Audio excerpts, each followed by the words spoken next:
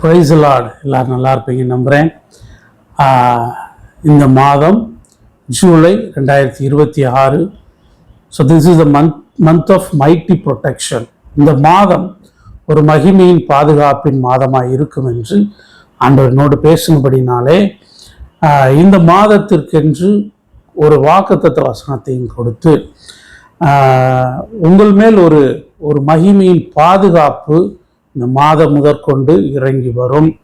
ஏனென்றால் தேவன் உங்களை கொண்டு சில காரியங்களை செய்ய தீர்மானித்திருக்கிறபடினாலே, அதை உங்களை கொண்டு மாத்திரமே அவர் செய்ய விரும்புகிறபடினாலே ஒரு மகிமையான பாதுகாப்பு, ஒரு காவல் உங்கள் மீதும், நீங்கள் செய்கிற காரியங்கள் மீதும், நீங்கள் செய்கிற ஊழியத்தின் மீதும், நீங்கள் செய்கிற பிஸ்னஸ், நீங்கள் கையிட்டு செய்கிற எல்லாவற்றின் மீதும் ஒரு பிரதானமான ஒரு பாதுகாப்பு இந்த மாதத்திலே இறங்கி வரும்.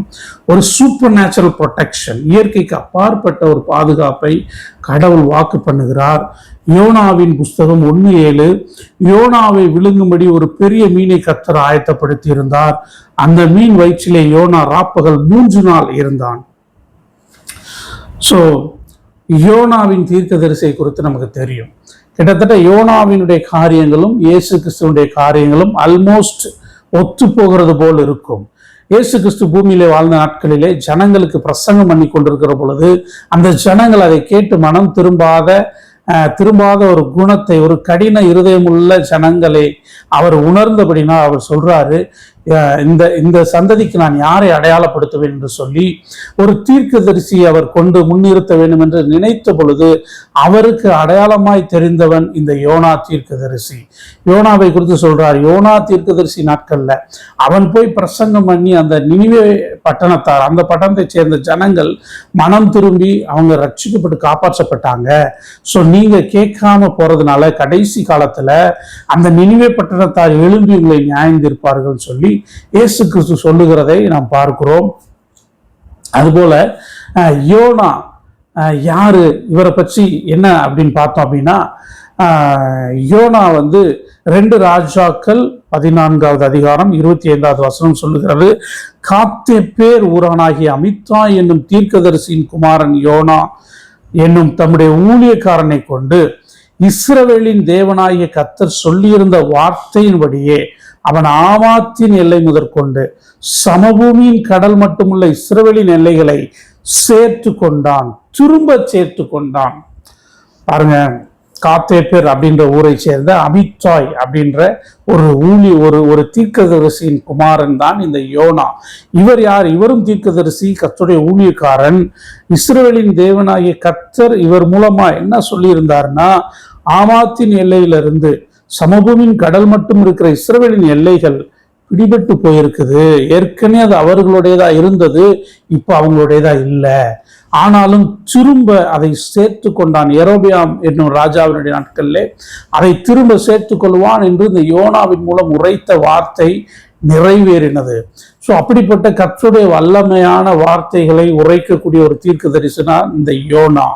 இந்த காத்தேப்பேர் ஊரை சேர்ந்த அமித்தாயின் குமாரனாகிய இந்த யோனா இப்பொழுது ஆண்டவர் என்ன சொல்றாருன்னு பார்த்தோம்னா,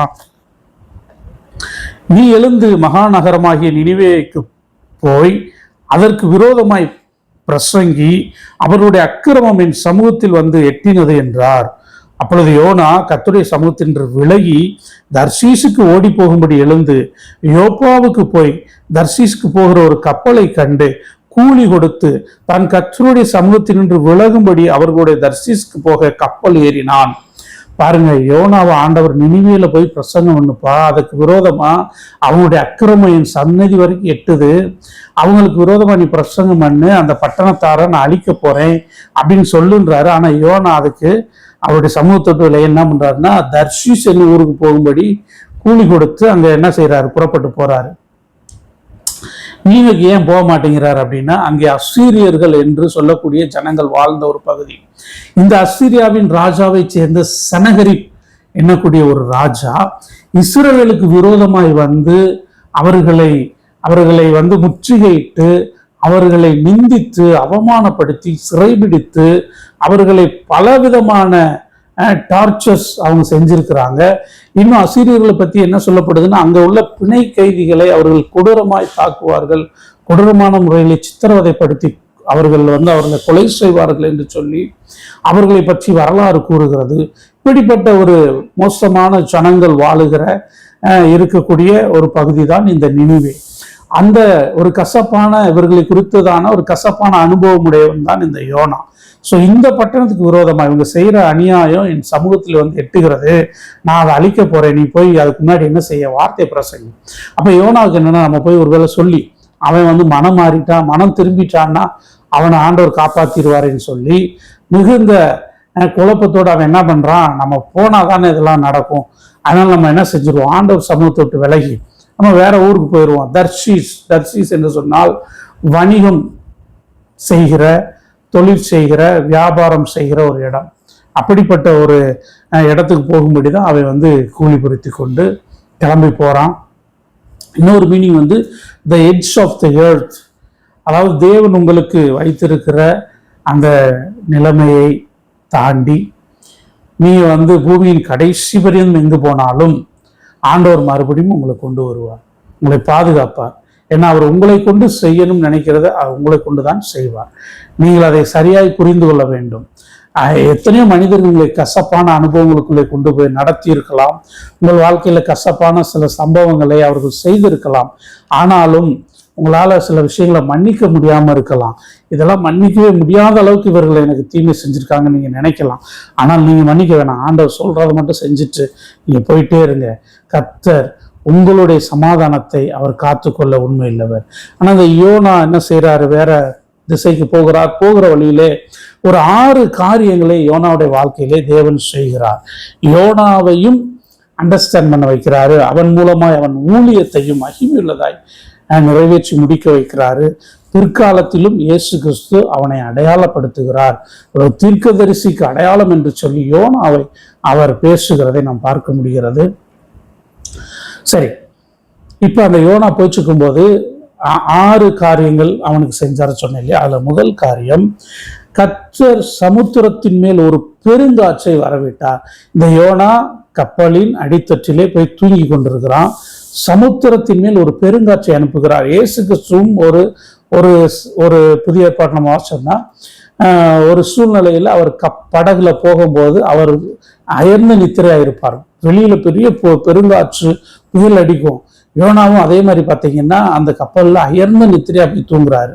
கிட்டத்தட்ட இயேசு கிறிஸ்துவும் யோனாவும் ஒரு சில காரியங்கள் ஒத்து போகிறது போல இருக்கும். யோனாவுடைய பிரசங்கமும் மனம் திரும்புதலுக்கு ஏதுவாக இருந்தது. இயேசு கிறிஸ்துடைய முதல் பிரசங்கமே மனம் திரும்புங்கள், பரலோக ராஜ்யம் சமீபமாக இருக்கிறது. அதைத்தான் அவர்கள் ஹைலைட் பண்ணி பிரசங்கம் பண்ணுவார்கள். ஸோ அப்படி பேசின இந்த யோனா இப்ப அடித்தட்டில் போய் தூங்கிட்டு இருக்கிறான். பெருங்காற்றை ஆண்டவர் அனுப்பி ஒரு பெரிய கடல் கொந்தளிப்பை அனுப்புகிறார். அங்க இருக்கவங்களுக்கு ஒண்ணுமே புரியல, ஏன் இது வந்துச்சுன்னு சொல்லி கப்பலை வெயிட் எடையை குறைக்கணும்னு சொல்லி அங்க இருந்த உணவுப் பொருட்கள், மற்ற சில காரியங்கள் எல்லாவற்றையும் என்ன செய்யறாங்கன்னா எடுத்து வெளியில போடுறாங்க. லக்கேஜஸ் எல்லாம் தூக்கி கடல்ல போட்டு கப்பலோட வெயிட்டை குறைக்க பாக்குறாங்க. ஆனாலும் அவங்களால என்ன செய்ய முடியல, அவங்க போகிற திசை கரை பிடிக்க முடியவில்லை. காற்று இன்னும் மும்முரமாய் அடிக்கிறது. உடனே என்ன பண்றாங்க, எல்லாரும் அவங்க கடவுளை நோக்கி வேண்டுவோம் அப்படின்னு சொல்லிட்டு, இது யாருனால வந்துச்சுன்னு சொல்லி ஏன்னா இந்த மாதிரி ஒரு அனுபவம் இதுக்கு முன்னாடி நாங்க பார்த்ததே இல்லையே, நாங்கள் இந்த புயல் இல்லாத காற்று இல்லாத நேரம் பார்த்துதானே நாங்க பிரயாணம் பண்ணுவோம், இது எதிர்பாராத ஒரு பிரச்சனையா இருக்கேன்னு சொல்லி அவங்க சீட்டு போட்டு பார்க்கும்போது யோனாவின் பெயருக்கு சீட்டு விழுகிறது. யோனா எங்கடா இருக்கான்னு போய் தேடினா அடியில தூங்கிட்டு இருக்கிறாரு, அயர்ந்து நித்திரையாகிறார். அவரை கூப்பிட்டு நீ யாரு, இது ஒரு பிஸ்னஸ் கப்பல், நாங்கள் தொழில் நிமித்தமா போறோம், உன் தொழில் என்ன, நீ எதுக்கு இதுல பிரயாணிக்கிற, நீ எந்த ஊரு அப்படின்னு சொல்லி கேட்கும் போது அவன் சொல்றான், அவன் கர்த்தருடைய, அதற்கு அவன், நான் எபிரேயன், சமுத்திரத்தையும் பூமியும் உண்டாக்கின பரலோகத்தின் தேவனாய கர்த்தரிடத்தில் பயபக்தி உள்ளவன் என்றான். அவன் கர்த்தருடைய சமூகத்தின்று விலகி ஓடி போகிறவன் என்று தங்களுக்கு அறிவித்ததினால் அந்த மனுஷர் மிகவும் பயந்து அவனை நோக்கி, நீ ஏன் இதை செய்தாய் என்றார்கள். பின்னும் சமுத்திரம் அதிகமாய் கொந்தளித்துக் கொண்டிருந்தபடியால் அவர்கள் அவனை நோக்கி, சமுத்திரம் நமக்கு அமரும்படி நாங்கள் உனக்கு என்ன செய்ய வேண்டும் என்று கேட்டார்கள். பாருங்க, அவன் சொல்றான், நான் எபிரேயன், இஸ்ரேல் ஜனத்தை சேர்ந்தவன், சமுத்திரத்தின் பூமி உண்டாக்கின பரலோக தேவனாகிய கர்த்தரிடத்தில் பயபக்தி உள்ளவன். ஆனாலும் கர்த்தருடைய சமுத்திரம் நான் என்ன செய்யறேன், விலகி போகிறேன் அப்படின்னு சொல்றான். சரி, இதுக்கு என்னப்பா செய்யலாம் அப்படின்னு உடனே அவன் என்ன சொல்றான்னா, என்னை தூக்கி நீங்க என்ன பண்ணுங்க, கடல்ல போட்டுருங்க, அப்போ உங்களுக்கு இந்த பிரச்சனை சரியாயிரும், என்னாலதான் அந்த பிரச்சனை உங்களுக்கு வந்திருக்கணுன்னே அவங்க ஒரு நல்ல ஜனங்கள், அங்க இருந்த பிரயாணிக்கிற பேசஞ்சர்ஸ், நல்ல மக்கள் பாருங்க, அவனை எப்படியாவது காப்பாற்றலான்னு சொல்லி அவங்க வேகமா அந்த மனுஷர் கரை சேரும்படி 13 வேகமாய் தண்டு வலித்தார்கள். ஆனாலும் சமுத்திரம் வெகு மும்முரமாய் கொந்தளித்து கொண்டே இருந்தபடியால் அவர்களால் கூடாமற் போயிடுச்சு. அவனை எப்படியாவது காப்பாத்திடலான்னு சொல்லி எவ்வளோ ட்ரை பண்றாங்க, முடியல. சில சூழ்நிலைகள்ல மனிதருடைய உதவிகள் அச்சு போகும். உதவி செய்யணும்னு மனுஷர்கள் நினைச்சா கூட உங்களுக்கு உதவி செய்ய முடியாது. தேவன் அதை தடுப்பார். ஏன்னா சமுத்திரத்தின் வெகு மும்முரமாய் கொந்தளித்து கொண்டே இருந்தது. இன்னும் கொந்தளிப்பு அதிகமாகுது.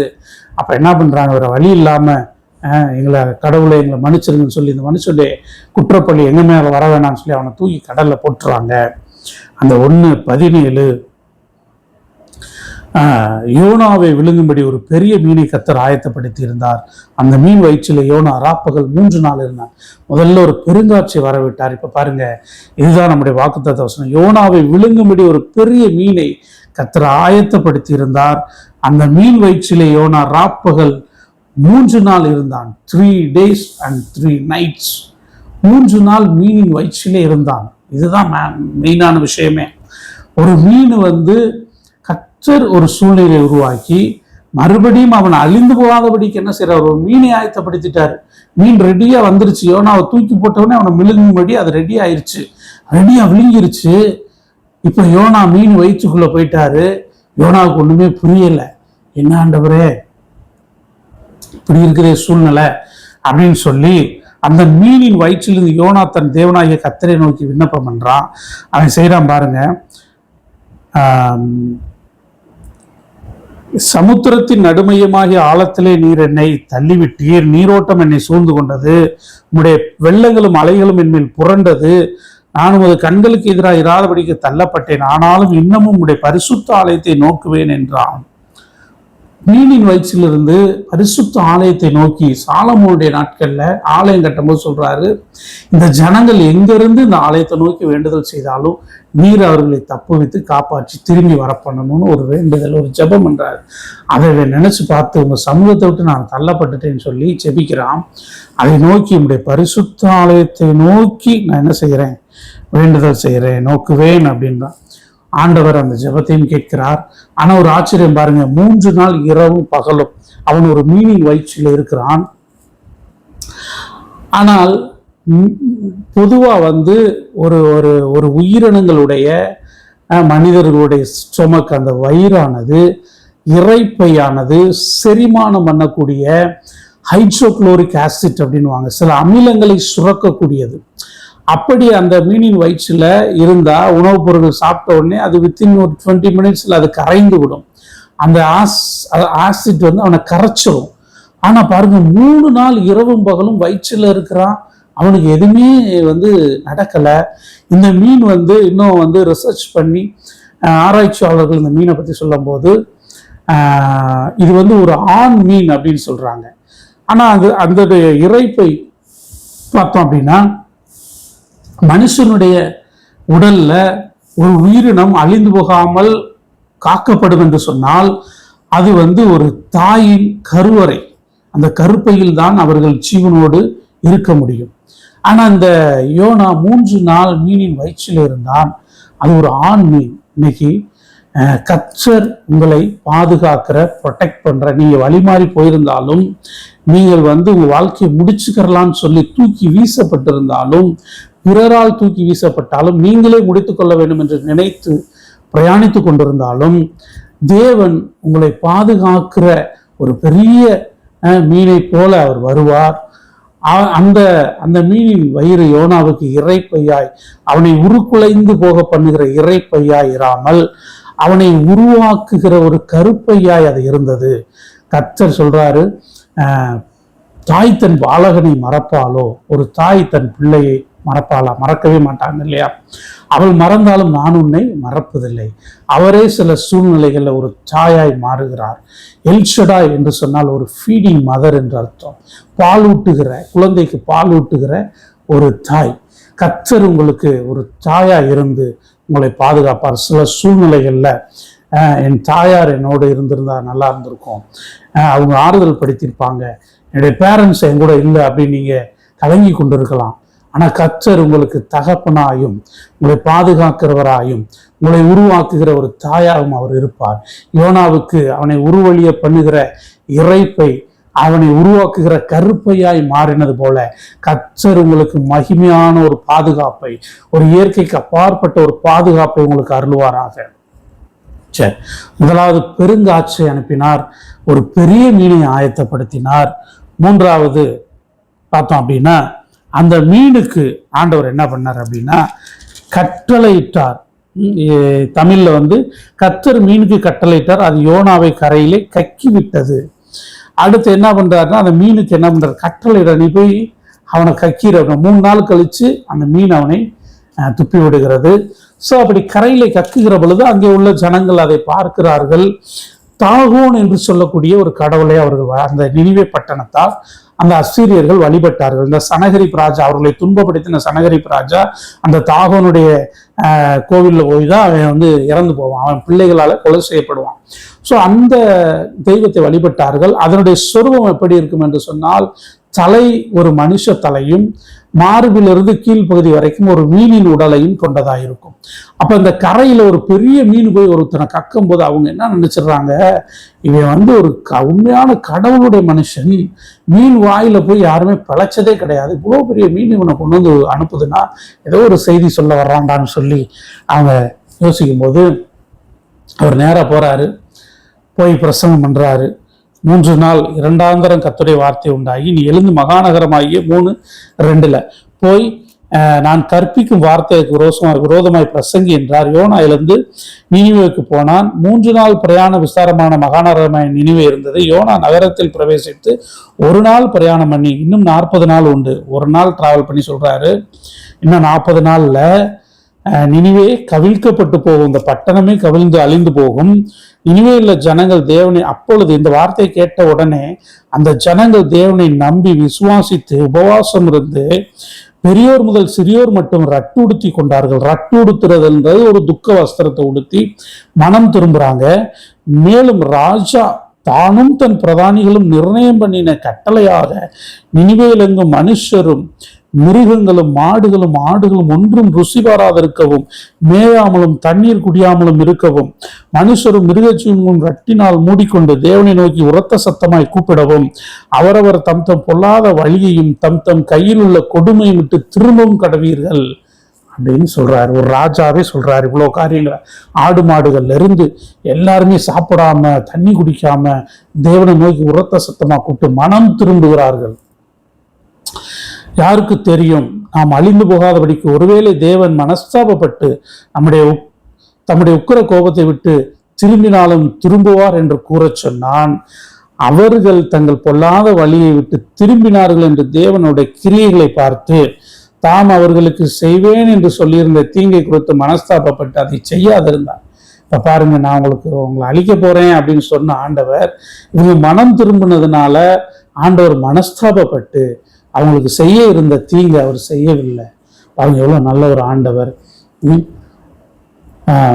நீங்க சில சூழ்நிலைகள்ல சில இதுல போயிட்டு இருப்பீங்க, கடினமுள்ள இருதயத்தோட தொடர்ந்து அநீதியான காரியங்களை செயல்பட்டு கொண்டிருப்பீங்கன்னு சொன்னா இன்னைக்கு ஒருவேளை நீங்க மனஸ்தாபப்பட்டு மனம் திரும்பினீங்கன்னு சொன்னா உங்களுக்கு தேவனால் தீர்மானிக்கப்பட்ட தீமைகளை குறித்து அவர் மனஸ்தாபப்பட்டு அதை நன்மையாய் மாற்ற அவர் உண்மையுள்ளவர்.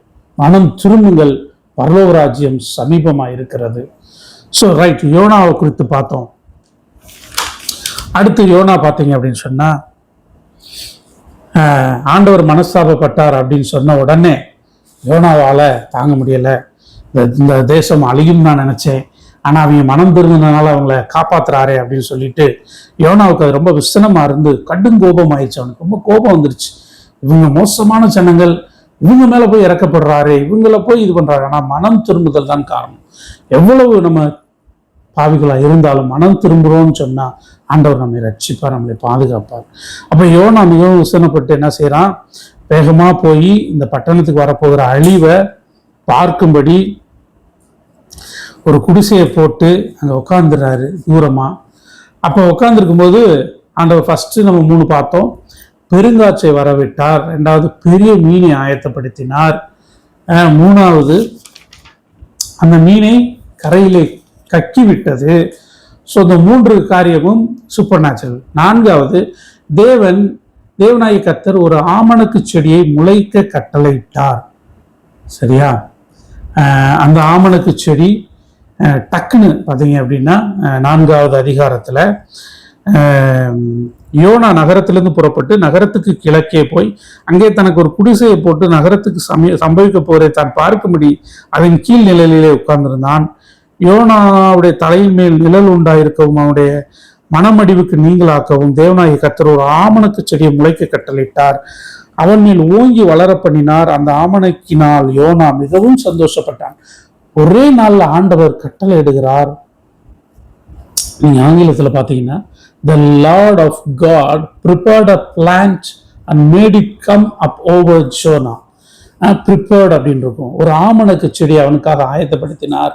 அந்த நிழல் பட்ட உடனே அவன் ரொம்ப சந்தோஷப்படுறான். அந்த நிழல்ல அவன் உட்கார்ந்துருக்கான். மறுநாளிலே கிழக்கு விளக்கும் விடியற்கால நேரத்துல ஒரு பூச்சியை கட்டளையிட்டார். தேவன் ஒரு பூச்சி, morning dawn the next day God prepared a worm. இங்கேயும் ப்ரிப்பேர்ட் அ வார்ம். அந்த பூச்சி புழு என்ன செய்யுது அப்படின்னா அது ஆமணக்கு செடியை அரித்து போட்டது. அதனால் அது காய்ந்து போயிடுச்சு. கிழக்கு விளக்கு நேரத்தில் விடிய காலத்தில் அடுத்த நாளே, நாள் செடி வளர்ந்து நல்ல நிழல் கொடுக்குது, சந்தோஷப்படுறான். அடுத்த நாளே ஒரு புழுவை கட்டளை எடுக்கிறார்.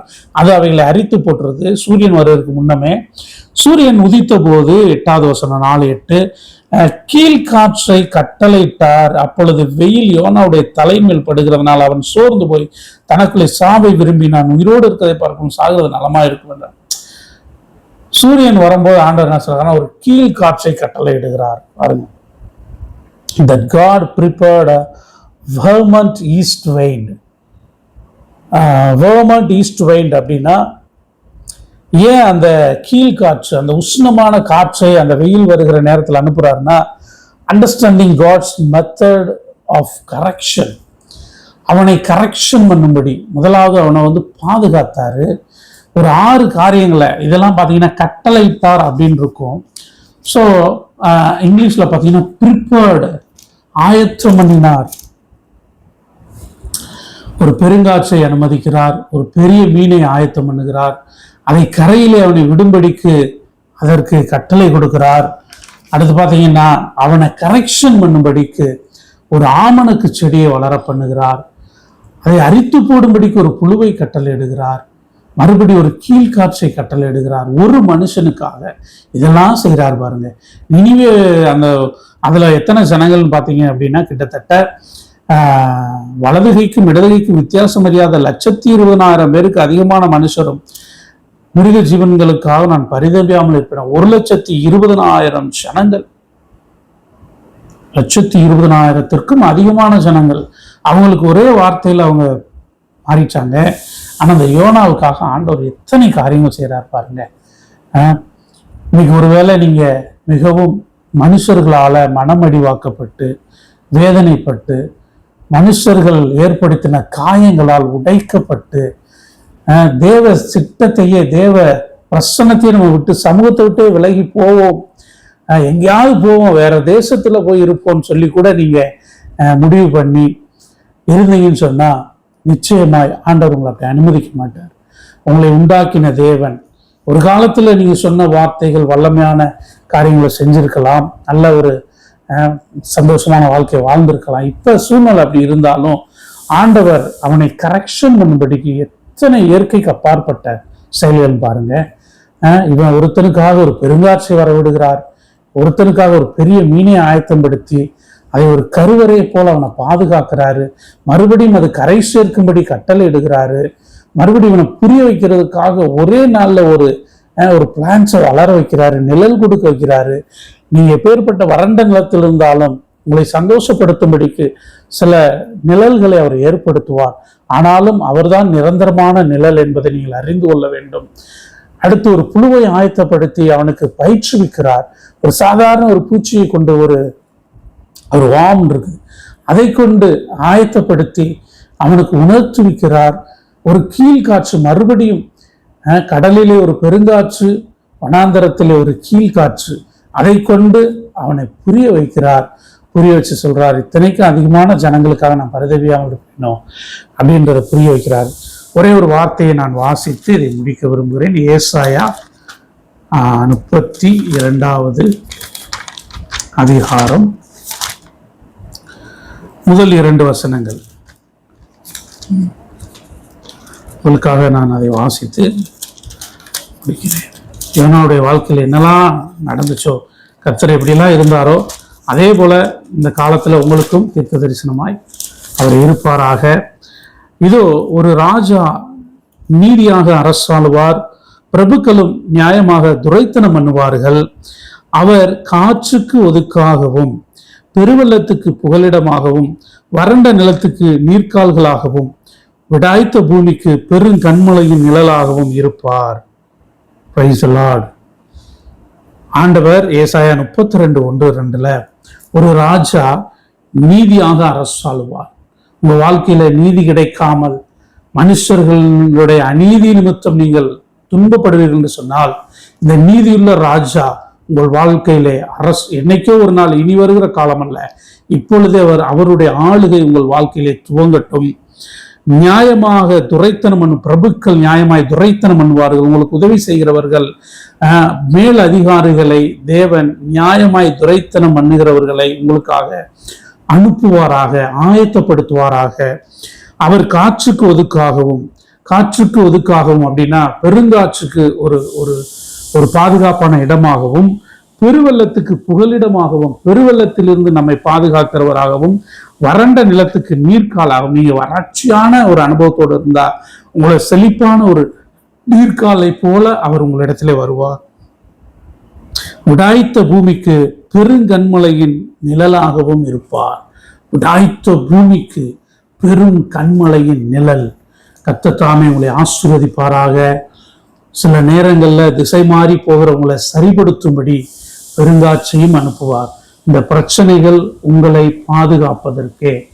தூக்கி எறியப்படுகிற சூழ்நிலையில ஒரு பெரிய மீனை ஆயத்தப்படுத்தினது போல அங்க யாருமே ஒரு நபரும் அந்த இடத்துல வர முடியாது. ஆனா கர்த்தரே அவனுக்கு தாயாகவும் தகப்பனாகவும் இருந்து உன்னை உருக்குலைப்பதற்காக அல்ல, உன்னை உருவாக்குவதற்காக என்று சொல்லி அவனுக்கான ஒரு பெரிய மீனை ஆயத்தப்படுத்தினது போல இந்த பரிசுத்த ஆவியானவர் உங்களுக்காக சிலவற்றை ஆயத்தப்படுத்துவார். அதுபோல சில காரியங்களை உங்க வாழ்க்கையில செஞ்சு நீங்க போக வேண்டிய கரையிலே அவைகள் உங்களை கொண்டு போய் சேர்க்கும். நீங்கள் நினைத்த திசைகள் அல்ல, அவர் தீர்மானித்த எல்லைகளுக்குள்ளே நீங்க போய் அநேக ஜனங்களை நீங்கள் மீட்கிறவர்களாய், நீங்க கசப்போடு நீங்க இது வேணான்னு விட்டுட்டு போலாம் நீங்க நினைக்கலாம். ஆனா அநேகருடைய ஜீவனுக்கு ஆறுதல் படுத்துகிறவர்களா ஆண்டவர் உங்களை மாற்றுவார். ஒரு 3 விஷயத்தை நான் சொல்லிடுறேன். யோனாவுடைய ஊரு காத்தேப்பேர் அப்படின்னு பார்த்தோம். காத்தேப்பேர் அப்படின்னா வைன் பிரஸ், அதாவது திராட்சை பழங்கள் பிழியப்படுகிற ஆலை உள்ள இடம் என்பது அர்த்தம். 2வது அமித்தாய், அவங்க அப்பா பேர் அமித்தாய் அப்படின்னா மை ட்ரூத் ஆர் ஃபெய்த்ஃபுல்னஸ், உண்மை இல்லவன் என்ற அர்த்தம். யோனா என்று சொன்னால் டவ் ஆர் பிக்யான், புறா என்று அர்த்தம்.